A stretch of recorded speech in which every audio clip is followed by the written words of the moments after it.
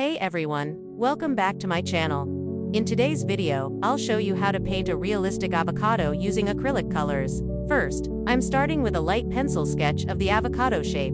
Try not to press too hard, because we don't want dark lines showing through the paint later. Now, I'm applying a light green base layer.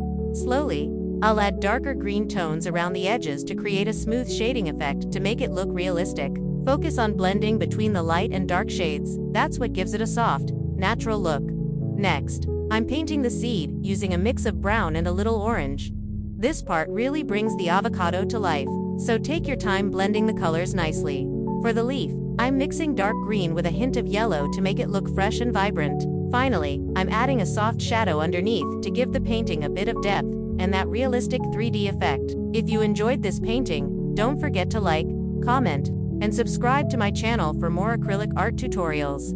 Thanks for watching, and see you in the next video.